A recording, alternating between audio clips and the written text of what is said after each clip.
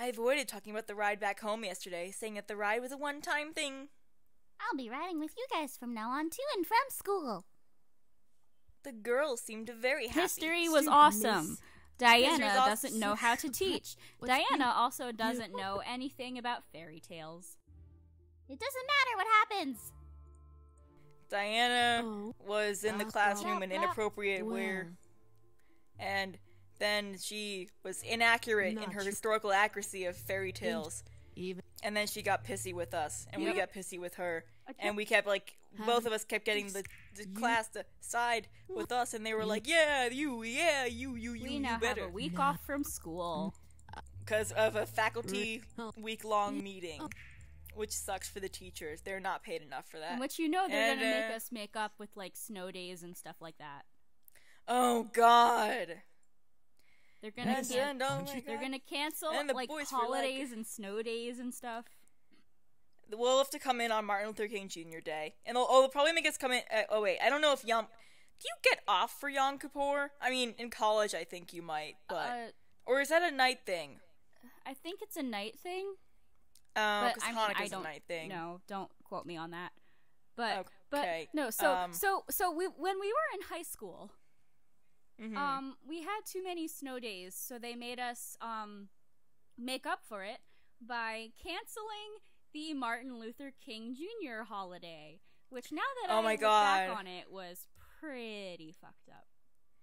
Well, not only was it racist as hell, but then it ended up being useless because they were like, oh, but if that upsets you and you want to, you know, pay your respects to MLK Jr., then you don't have to be there that day. So a ton of people didn't show up. I didn't get the memo, and so we spent the entire day going through whitewashed history of Martin Luther King Jr., and it was stupid. Yep. Yeah, it was like only if 60% of the school population showed up to school, it would count to cancel out that snow day, which I don't think it did. I don't remember them making us make it up, though, but whatever. Still stupid. Did we read this? Oh, I don't think so, no. I was interrupted, however. We were skipping through a lot of the, Yes. Okay, I was interrupted by my door suddenly opening, revealing the boys with Damien's hand on the doorknob. Miss, what are you doing here? Aren't you supposed to be in school? I furrowed my eyebrows and stared at Damien, asking him to answer their questions through my thoughts. Diana sent her back here. She invaded her school and sent all the students back home. What is that bitch up to? Seriously, Diana's playing around for no reason. Maybe it's part of her plan. The boys continued to argue back and forth about Diana, fueling an almost jealous curiosity in me. Damien seemed to be too deep within the talking to notice my thoughts, for he didn't even stop talking alongside his brothers. Why was Diana after them? Why did she want to bring them back? What was so important about the boys that she would travel to the human world to get them? What was going on? I decided enough was enough. I needed answers, and I needed them now. Hey! The boys stopped arguing, staring at me in surprise. I held my hands in fists on my lap, mustering the courage to continue to speak despite my abrupt shout. Why is Diana here? Why does she want to bring you all back? And what exactly did you all run from? And why? Miss, we... Don't miss me! Please, I need to know what's going on. I won't be left in the dark about this. I want to know what I'm facing. Remember when one of them, you were just like, don't fucking interrupt me. Yeah, that was James. Oh my god, like I too fast or something. I remember that sometimes and I just start laughing because it was just a good moment. The boys looked at each other hesitantly, unsure of what to reply. Finally, Sam pushed Damien towards the bed, making him buckle and land on his knees with his torso over the edge of the mattress. Damien, do the thing. Do the thing! The thing? What thing? The thing where they tell us your backstory. Oh my god, I know. Trust me, okay? I'm just like, we've been through this so many times. Vision? It'll be okay. Just trust me. Okay! Alright, we believe you. Oh my god, our dad is buff really and a military good commander. At brainwashing people. And you should make her marry your sons. Yes, my lord. Yes, my lord. Yes, my lord. And they were attacking, and the boys were like, no more reading. And then they were like, oh, you're brothers. And they were like, and oh my god, he's so, why, Dad, don't distract be your so brother mean. from his studies. Dad, why are you so You mean? think we should? Oh, and then the full hottie censoring. patotties, I don't. the hotter totters, No, because the hot tater tots are here, and they are wanting to go to the human world, and Damien knows that Erase No, Stroud he came wants back. not If and Diana's. now we're so back. she's a gold digger. Not anymore. She's a Once we she's a left, gold digger. I Not forgot about that anymore. line. Once we left, the arrangement was broken. With no sons to marry off, her dad couldn't go through with the marriage deal. If Diana is here for us, that means she's trying to save her kingdom from being attacked. That's not true. She wants to rule our kingdom. Having one of us will give her the right to our kingdom as much as we'd have right over hers. So she's a gold digger. Well, with a kingdom like ours, what succubus wouldn't want to marry us for it? It all made sense. She wanted them so she could finally take over an opposing kingdom, not like she actually had a family and a life that she cared about that didn't want to be destroyed. But anyway, she knew that, despite her powers, she wouldn't be able to fight against her father, their father, so she had to find another way in. That manipulative. What the? I took too much. I'm so sorry. Rest now. There's no need to do anything. All more we today. do is sleep. Back to bed. Literally, all we do is sleep. All we We're do like, is sleep. the boys suddenly rushed over and helped me lay back down as my vision was painted in white polka dots. I needed sleep badly. Instantly, I closed my eyes and let darkness consume me. After what seemed like hours. God damn it, hold up. Alright, is this the part of Dart where Diana's gonna be all, yo, Matthew, No, do this is the going to be things." when Matthew shows us his own personal Oh, backstory. that's right. We didn't see that part yet. After what seemed like hours, I finally woke up slightly refreshed. My body knew that if I slept any longer, I'd be up all night, which was not part of the plan for the day. I rubbed my eyes and sat up, letting a soft groan escape my lips. In response, something beside my bed shuffled, causing me to look over. I didn't know what I was expecting. Beside me, sitting in a chair beside the bed, was Matthew, rousing himself up to see me awake. I smiled at him, seeing his slightly ruffled hair and tired eyes. Oh, you're awake. How do you feel? Bebber? Matthew nodded before he looked down at the bed, taking my hands into his. I'm really sorry. I'm really, really sorry. Baby, you got nothing to apologize for. You good. Matthew, it's not your fault. No, please listen. I know that Diana and Malix have come after you because of us, so it's our fault that you're constantly in danger. If I hadn't convinced everyone to come to the human world, we would have never been attacked by Malix and hunted down and brought you in danger and... I quickly reached over and put my fingers on his lips. Don't speak, stopping him from going any further. I didn't want to hear anymore. Matthew, it's okay. I wanted to help you out, and I offered to let you all stay. Nothing is your fault. I gently moved my hand and cupped Matthew's cheek, staring at him with concern. I didn't want him to hold guilt in his mind about this whole ordeal. I can't stop yawning! Diana was desperate, and she'd hunt anyone for them. It wasn't his fault she was desperate enough to hunt them down. However, I grew curious. So, Matthew, you're a noble? Matthew looked at me and gave me a goofy smile. I was once, but even if I had the title, I didn't really feel like a noble. How come? Well, I was the fourth noble son of the Demon Lord. With Eric and Sam ahead of me in case James couldn't fulfill his duties, there was no way I was getting the throne. So, I spent the majority of my time trying to make my mother happy.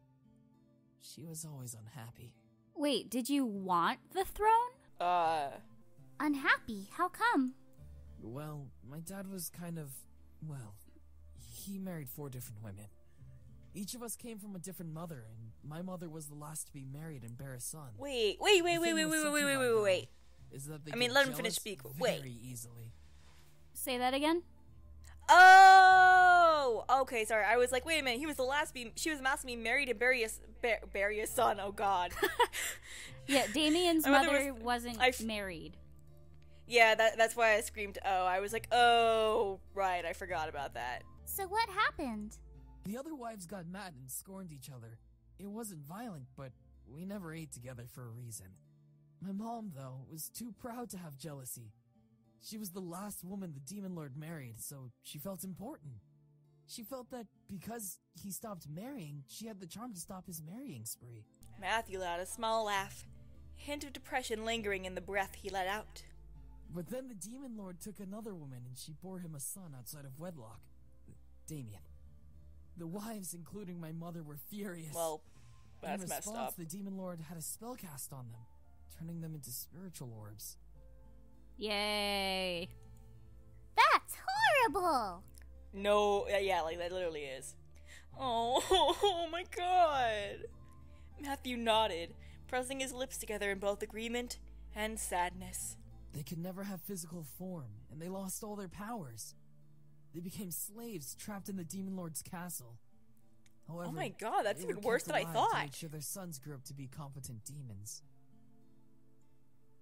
Well, I'm sorry. That's worse than I thought. Oh my God. Yeah. Matthew. So to Oh my contextualize, apparently, polyamory is not a thing in Demonland. Oh, Like, that's you messed have up. one mate and you stick with that mate forever. So him marrying 4 women and taking in a 5th was very all kinds of not okay. I mean, maybe they have polyamory, but the problem is that all of them, were... Well, maybe all the women were only for monoamory. No, like... You feel me? Like, Michaela explained that in this world that she's created, demons only have one partner. Oh, okay. I didn't realize that. So... Okay. Okay. Yeah, Demon Lord was really, really not normal in that sense. Demon Lord needs to, like, fall down a hole. Matthew gently shrugged, letting a small, nostalgic smile grace his lips. She taught me how to be a demon, though. I said, Not just a demon, a grown, adult demon. I read books, I learned strategy, everything that James was doing under the Demon Lord's watch. Only, I trained with just my mother. Wait. Hold up. I'm sorry, what? I seem to remember Damien saying you can't read. No. He said that Matthew had no interest in reading. Like, he could read, but he wasn't interested. Like, remember, well, like, in the flashback, he's all like, how can you read this book? It's all about strategy. It's so boring. She wanted me to surprise the Demon Lord one last time. And maybe take the throne away from James. Did you want to? Oh my God. Oh my God. I'm sorry, I'm just realizing that, like, if Matthew did not care about his brothers like he did, he would, oh my God, he would Judas it up. He would Judas this bitch up. I ain't a Judas. Alright, anyway. Matthew then reached into his pocket and took out a small mirror. Here, I'll show you. He's so cute. Matthew handed it to me and sent a wave of blue mist into it. Alright. It began to glow until it enveloped the entire room in a bright light. Sure, why not? We've had crazier things happen at this point. Okay, fine.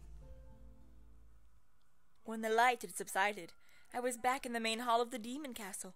I looked around, feeling unable to move, but I could practically see everything as clear as I had before. However, my focus gathered on Matthew, sitting on the throne as if it was his, and reading a book. Oh my God, is he gonna get in trouble? For some reason, Matthew reminded me of James at that moment. He seemed engrossed in his reading each word and absorbing each meaning. Him on the throne surprisingly fit him. There was something about him. This is an easy read. A saddened cry, however, echoed through the hall. forcing Matthew to stop, close the book, and stand from the throne. I would be glad that you can't hear this if I were you. I can't. I can't hear it. It's no. really creepy. Mother? Is it like a Wendigo crying? No, it's like a ghost crying. I'll listen to it when we put this up. I looked around, confused at the cry and where it was coming from.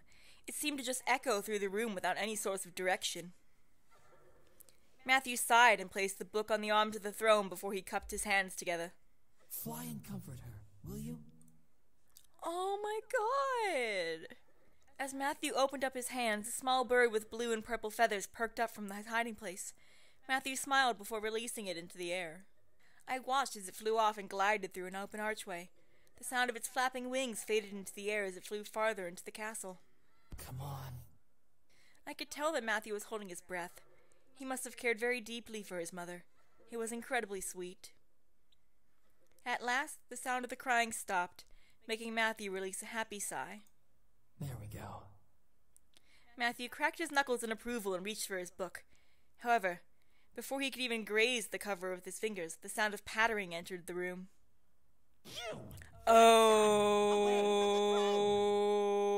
Oh boy. All right. What am I going to do with you? You're a child. Fuck him up. Matthew glared at the servant as the servant quickly brushed the throne off like there was dust all over it. The next time I see you on the throne, I will inform the Demon Lord. Understand? Yes. The demon servant continued to brush over the throne before knocking the book from the armrest. Matthew froze as the servant quickly patted over and picked it up. What is this? A book? Why do you have it? I was reading. You read? All right. You don't need to read. You can just You're never kindly going to fuck need off and, knowledge for throw anything, yourself into a dumpster. poor son. I saw Matthew's eye twitch, making me grimace. This servant sure had a mouth. It was annoying at the very least. Tell me about I'll it. just take this book and bring it to the heir himself to read. He's reading faster than Oh the library my can God. provide. But You are such an asshole. Raistro's next area of study. You are such an asshole. The servant began to walk away, ignoring Matthew's glare of anger. The servant stopped, however, to look to Matthew to pound one more nail into the wound. Let's face it, kid. You have the smallest horns, the smallest frame, and the least amount of power among the noble Oh. sons. You'll never be My like them, God. So just stop trying. Use your incubus powers Oh. on others who have a child fetish. Whoa! Oh Whoa. my god. That was not okay. On any level. Fuck him up. Fuck him up right now. Do it, Matthew. Do it. Just fuck him Oh, up. God. That is messed up. The demon looked at Matthew up and down before rushing off where he came from, wherever he came from. As the servant disappeared, Matthew summoned a knife and chucked it in the direction where the servant left. The knife embedded itself onto the hard stone beside the door in the hall. Ugh, I hate that guy. Disgusting pig fawn. Matthew walked over and sat on the foot of the throne, clearly aggravated. Eventually, Matthew stopped the magic, lowering the mirror and holding it in his hands for looking at me. Alright, I'm gonna stop that for a second. That was much more satisfying than a lot of the other ones. Yeah. Like, oh god, like, oh, those barbs. Those painful, those messed up barbs. Oh my god. What? I hope he's dead.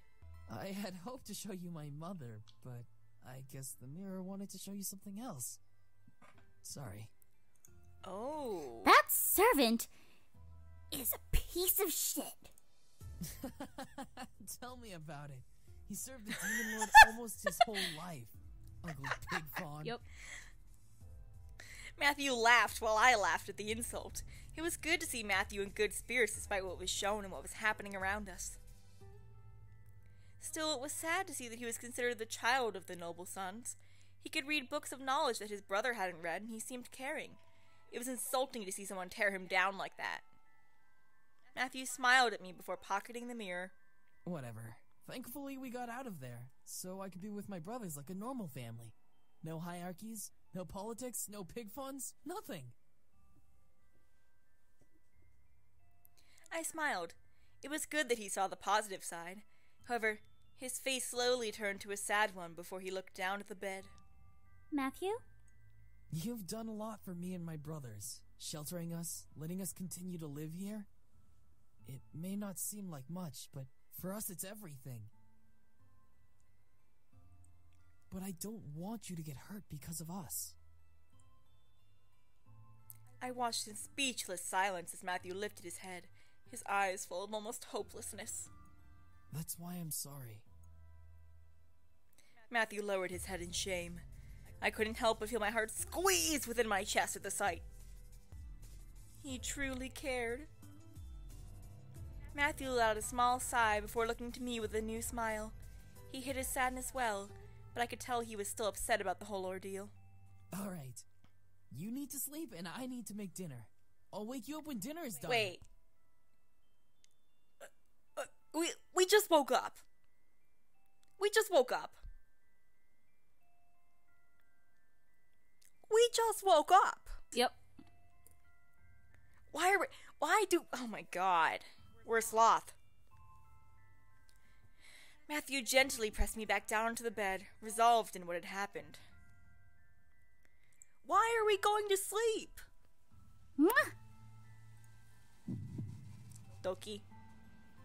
I couldn't let him leave without doing something. I quickly pulled Matthew down to me, lifted my head and gently kissed him, softly laying a hand on his cheek to keep his face close.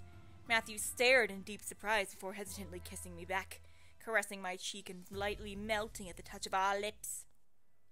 A soft sigh escaped his lips. A soft sigh escaped his lips before he slowly pulled away with a smile. He gently licked his lips, making me go red in the face at this simple gesture. He let out a satisfied sigh before nuzzling my forehead. Go to sleep. And with that, he stood up and I left the room. He left the room. And with that, he stood up and left the room, leaving me to rest as per his request. I smiled to myself before relaxing into the mattress. Guess who's back? Back.